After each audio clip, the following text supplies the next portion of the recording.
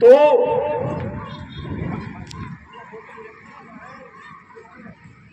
Chair दो उनको बिठा दो। चलो साथियों, आप लोग एक ऐसे समाज के जवाबदारी में फंसे हुए हैं कि आपको समाज को निर्माण भी करना है और इसको संचालित भी करना है। अपनी जो पीढ़ी है उस पीढ़ी के आगे ये चुनौती है कि अपने को समाज को निर्माण भी करना है। ये समाज में जो आपसी जातिवाद है इसको खत्म करना है, समाज में जो पार्टीवाद है इसको खत्म करना है, समाज में जो क्षेत्रवाद है इसको खत्म करना है, जो संगठनवाद है इसको खत्म करना है और समाज का एक सामाजिक मिशन पूरे देश भर में तैयार करना है। और उस दिशा में इस मिशन के माध्यम से काम किया जा रहा है। कुछ साथी ये बात करते हैं कि बिरसा ब्रिगेड ने समाज के लिए क्या किया, तो मेरा उनसे एक ही निवेदन है, सब राज्य में जाइए और बिरसा ब्रिगेड के बारे में पूछिए, वहां के क्रांतिकारियों के बारे में पूछिए, वहां के जमीनों के आंदोलन के बारे में पूछिए, सुप्रीम कोर्ट में जितनी केसेस चलती है जल जमीन जंगल की उसके बारे में पूछिए, तब आपको समझ में आएगा कि बिरसा ब्रिगेड क्या करता है समाज के लिए। सब दावे करते हैं साथियों, बिरसा ब्रिगेड में छुपाया जाता है, बताया नहीं जाता। ये जो लड़के आप लोग देख रहे हैं ये दिन रात मेहनत करके आपको इस माहौल में बिठाना चाहते थे कि भाई यहां पर उस माहौल में मीटिंगें हो, उस माहौल में चर्चा हो। यहां के लोगों ने नेताओं को बोल बोल के बेचारे हिम्मत हार गए, लेकिन उनको ये आत्मविश्वास दिलाना है कि आपके साथ नेता नहीं है, पार्टी नहीं है, लेकिन पूरा समाज खड़ा है। और वही बात बताने के लिए बिरसा मुंडा ब्रिगेड का ये कार्यक्रम आपके सामने कर रहे हैं। आज का दिन इतना महत्वपूर्ण दिन है साथियों कि आज हमारे भगवान ने हमारे लिए शहीद हुआ है। आज हम मानते हैं, बिरसा ब्रिगेड मानता है कि आदिवासी क्रांतिकारी शहीद नहीं हुए वो मर ही नहीं सकते, ऐसा हमारी मान्यता है। इसलिए हम उनका शहीद दिन नहीं जन्मदिन मनाएंगे, क्योंकि वो बिरसा के रूप में हमारे सामने है, वो बाबूराव शर्मा के रूप में हमारे सामने है, तिलका मांझी के रूप में है, राघोजी भांगरे के रूप में है। सब लोग इस देश में जिनका कोई इतिहास नहीं, जिन्होंने कुछ नहीं किया, केवल तिरंगे झंडे पकड़े, उनको स्वतंत्र सेनानी के सर्टिफिकेट दे दिए, पेट्रोल पंप मिल गया, किसी को जमीनें मिली झूठे प्रमाण पत्रों पर, लेकिन जिनकी कौम पूरी शहीद है उनके हिस्से में कुछ नहीं आया। वो आज कपड़े पहनने को मोहताज है। हमारी मां बहने, मैं ये बताना चाहता हूं साथियों, भगवान टंटा भील की लड़ाई के दो पहलू मैं आपको बताना चाहता हूं। पहले आदिवासी महिलाओं को ब्लाउज पहनने पर टैक्स लगता था, टैक्स। अगर हमारी महिला ने अपने तन को ढाक ली कपड़े से तो उसको टैक्स देना पड़ता था। यह प्रथा थी, उस प्रथा के खिलाफ में भगवान टंटा भील लड़े। आज हमारी मां बहनों के बदन पे जो कपड़े हैं ये भगवान टंटा भील की वजह से है, किसी नेता के और पार्टी की वजह से नहीं है। वो है टंटा भील। आज जितना क्षेत्र आपको आदिवासी क्षेत्र दिख रहा है मध्य प्रदेश में, इस मध्य प्रदेश का जो आदिवासी क्षेत्र है, गुजरात तक, महाराष्ट्र तक, राजस्थान में भी टंटा भील के आंदोलन के अवशेष मिलते हैं। ये नाम मामूली नाम नहीं है साथियों, हमारे लिए, पूरे देश के आदिवासियों के लिए नहीं, विश्व के आदिवासियों के लिए। क्योंकि उस वक्त ब्रिटिशों की जो सत्ता थी विश्व के 7 देशों में थी, जब कानून बनाया गया कि आदिवासी की जमीन गैर आदिवासी को नहीं देना, और गैर आदिवासी तो क्या सरकार भी नहीं ले सकती है। ये जो कानून बिरसा मुंडा के आंदोलन के माध्यम से बना, जो टंटा भील का संघर्ष था उसको बिरसा मुंडा ने आगे बढ़ाया, और 1898 में जो कानून बना जिसको लैंड एक्विजिशन एक्ट बोलते हैं, वो कानून की वजह से हमारे पास जमीन के टुकड़े हैं। और उसका फायदा केवल भारत के आदिवासियों को नहीं हुआ, 7 देशों के आदिवासियों को हुआ। इसके एविडेंस मिल रहे हैं, इसके प्रूफ मिल रहे हैं अभी, और बड़ा अच्छा लगता है, अभिमान हो रहा है कि हमारे पूर्वजों की लड़ाई ने केवल राष्ट्रीय स्तर पे नहीं तो अंतर्राष्ट्रीय स्तर पे भी आदिवासियों के लिए लड़ाई है। उसका प्रभाव आदिवासियों का अंतर्राष्ट्रीय स्तर पे हुआ है। आज का दिन हम तमाम लोगों के लिए बहुत महत्वपूर्ण दिन है साथियों। आप सोच नहीं सकते, आप कोई एहसान नहीं कर रहे यहां पर बैठकर। वो तो अपनी पूरी जिंदगी दे दिए समाज के खातिर, अगर वो नहीं मरते तो हम बैठ नहीं सकते। ये इज्जत से टोपी नहीं पहनते आप, इज्जत से मैं बात नहीं कर पाता आपके सामने। ये मिशन उन्हीं के विचारों से चल रहा है। आने वाले 26 तारीख को एक राष्ट्रीय स्तर का कार्यक्रम हम लोग भगवान टंटा भील के जन्मदिन पे कर रहे हैं। ये जितने टोपी वाले लोग यहां बैठे हैं, बिरसा ब्रिगेड का ये दावा है 1 लाख टोपीधारी लोग भगवान टंटा भील को सलामी देंगे। इस देश में लाल किले पे तिरंगा चढ़ता है, अफसोस की बात है भगवान टंटा भील को याद नहीं करते हैं, उनकी कोई जिक्र भी नहीं करता है। अरे आदिवासी राष्ट्रपति है, बावजूद उसके उनको टंटा भील याद नहीं आता है। वो आदिवासियों को आदिवासी बोलने से डरती है क्योंकि उस पर दबाव है। जनजाति गौरव दिवस हो सकता है, आदिवासी गौरव दिवस क्यों नहीं हो सकता भाई? थोड़ा पूछो, थोड़ा सोचो। हमारी राष्ट्रपति होने के बावजूद भी हमारे प्रश्नों पर खुलकर बात नहीं कर पाते हैं। अब राष्ट्रपति से बड़ा पद कोई देश में हो सकता है क्या? अब क्या बनाओगे तुम? ये लड़ाई सामाजिक है, इस लड़ाई को हमको समझना पड़ेगा। जमीन की लड़ाई, जंगल की लड़ाई, ये हमारे सामाजिक संवैधानिक अधिकारों का हिस्सा है। इस लड़ाई को एक अलग तरीके से लड़ना पड़ेगा। मैं अलीराजपुर में जिस जगह पे मैं खड़ा हूं, ये जो जगह है, जिन लोगों ने, जो बहन ने यहां पर आके जो बात करी है, मैं उनसे ये बिरसा ब्रिगेड के माध्यम से ये उनको आश्वासन देता हूं कि इस लड़ाई को हम सुप्रीम कोर्ट में एक जनहित याचिका के रूप में रखे थे और रखेंगे। और इस लड़ाई को केवल यहां के अलीराजपुर के आदिवासियों की लड़ाई नहीं, गुजरात के भी आदिवासियों, राजस्थान के भी आदिवासियों की, महाराष्ट्र के भी आदिवासियों की लड़ाई को संयुक्त रूप से जनहित याचिका के रूप में सुप्रीम कोर्ट में रखेंगे। और ये काम हम 26 जनवरी के पहले करेंगे साथियों। तब से भगवान टंटा भील का जन्मदिन मनाया गया। इस काम को करने के लिए आपका सहयोग लगेगा। आपको गांव-गांव में जागरूक करना पड़ेगा। यहां बैठे हुए सैनिकों से मेरा निवेदन है कि आपको 1 लाख लोगों को तैयार करना पड़ेगा। वैसे तो है,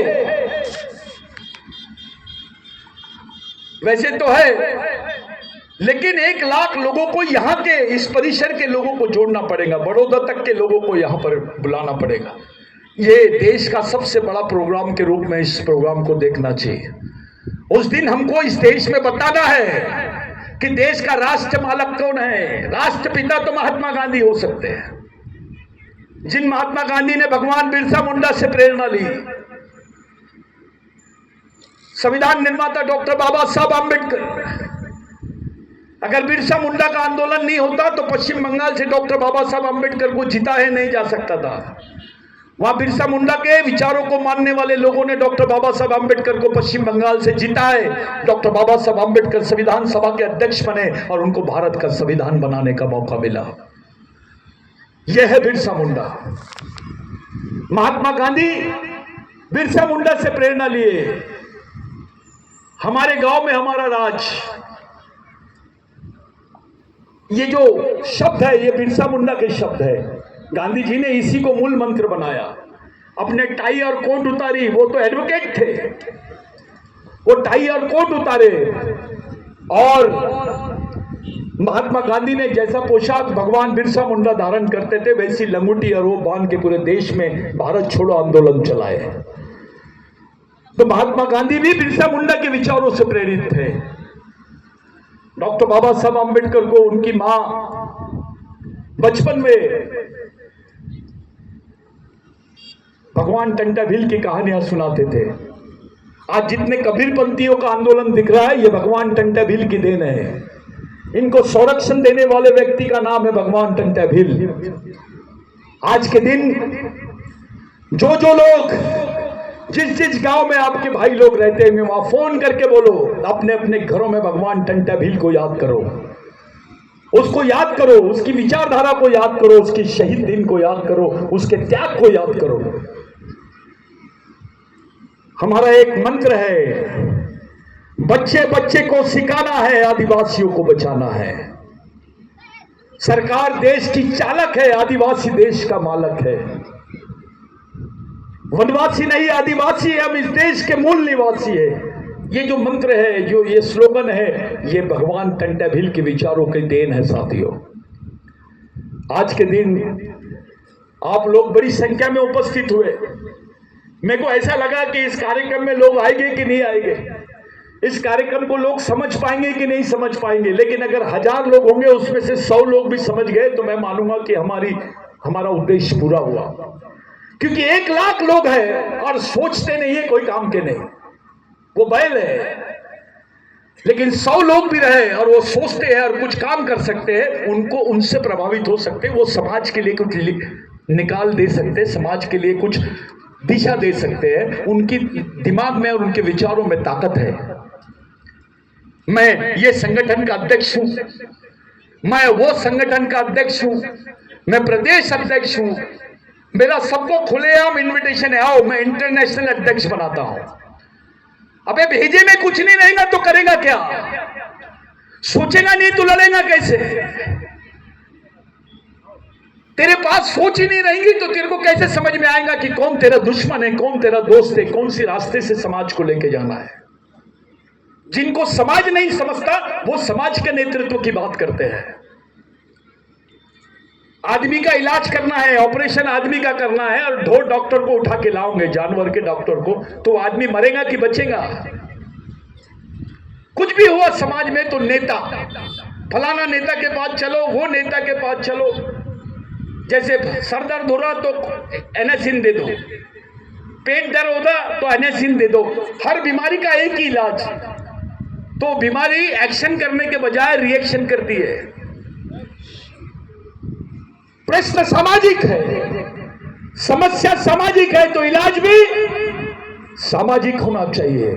और इलाज सामाजिक है तो उसके लिए विचारधारा भी सामाजिक होना चाहिए। और विचारधारा सामाजिक है तो उसके लिए कैडर भी सामाजिक होना चाहिए। आपका मिशन भी सामाजिक होना चाहिए, आपका जीवन भी सामाजिक होना चाहिए और आपकी मृत्यु भी सामाजिक होना चाहिए।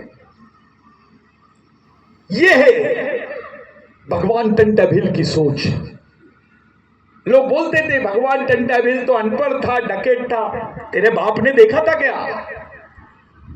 अबे उसके कद के बराबर तो कोई नहीं है। उसको राष्ट्र मालक बोलना भी कम है। जिसने तुमको मालिक बना दिया, तुम्हारे बाप ने तुमको बेटा बनाया, लेकिन भगवान टंटा भील ने तुमको इस देश का मालिक बना दिया। भगवान टंटा भील ने एक बात बोला था,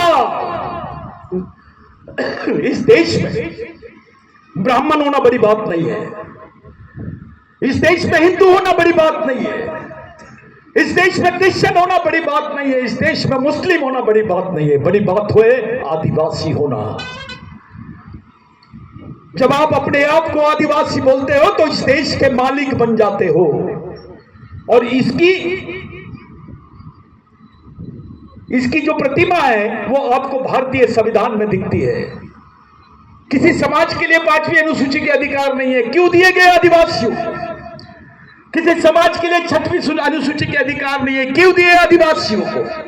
किसी समाज के लिए स्पेशल पावर अनअमेंडेबल आर्टिकल नहीं है 13(3) का, क्यों दिए आदिवासियों को? इसलिए दिए क्योंकि ये संविधान निर्माता जानते थे कि इस देश का मालिक कौन है, ये जमीन किसकी है। वो टंटा भील के इतिहास को जानते थे, बिरसा मुंडा के इतिहास को जानते थे, तिलका मांझी के इतिहास को जानते थे, जिसकी पुनर्वृत्ति अंग्रेजों ने किए 1935 में। जो इंडिया फर्स्ट इंडिया एक्ट बना, ये इन्हीं शहीदों के कुर्बानी का नतीजा है साथियों। आज तुम्हारे बेटे को बोलो तुम्हारे लिए जान देता है क्या? नहीं देगा। अरे ये तो हंसते हंसते तुम्हारे लिए फांसी के फंदे पे चढ़ गए। हमारा क्या फर्ज है कि इनके मार्ग के लिए, इनके विचारों पर, इनके विचारों के आंदोलन को चलाना पड़ेगा। अगर जिंदा रहना है तो अपने महापुरुष जिनकी वजह से ये समाज है, आपके अधिकार है, आपके बदन पे कपड़ा है, आपके पास नौकरी है, आपका सम्मान है, आपको एक पहचान है, उन महापुरुषों को अगर आप भूल जाओगे तो आप कहीं के नहीं रहोगे। साथियों, अपने महापुरुषों के विचारों की तरफ चलो। अरे जिनसे बाबा साहब जैसे लोगों ने प्रेरणा लिया, जिनका महात्मा फुले जैसे लोगों ने अपने ग्रंथों में उल्लेख किया, वो कोई मामूली लोग हो नहीं सकते। और आप उनके बच्चे हैं, उनके खून के लोग हैं। आप इस देश के लिए सबसे ज्यादा बलिदान करने वाले आदमी का नाम है आदिवासी। ये देश आदिवासियों की जमीन पे खड़ा है।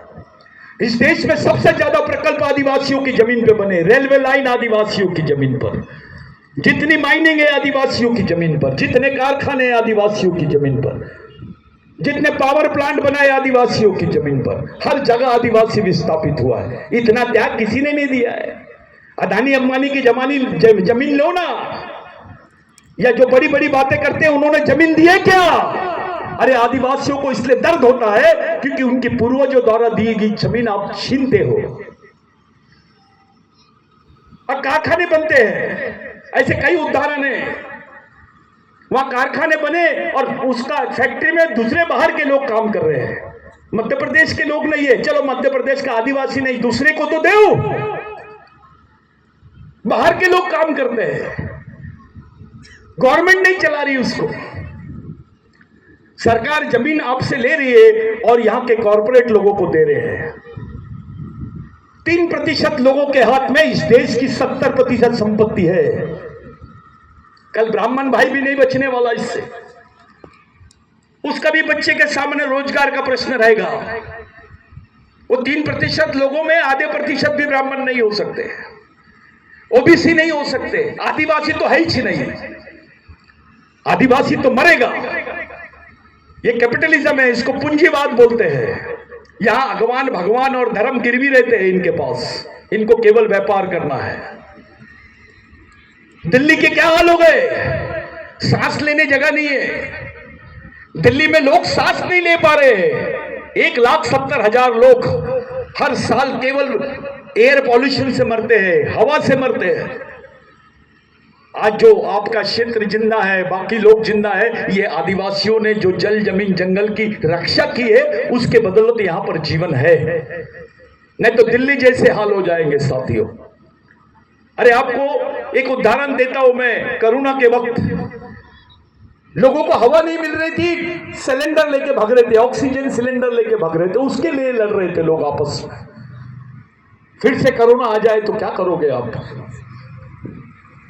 जल जमीन जंगल की बात जो आदिवासी कर रहा है, केवल आदिवासी की बात नहीं है, इस देश के प्रत्येक नागरिक की बात है। वो सबको जिंदा रहने के लिए हवा होना, पानी होना, जमीन होना। और इस चीज का जो खुली लूट कर रहे हैं, ये आदिवासियों को मानने नहीं है।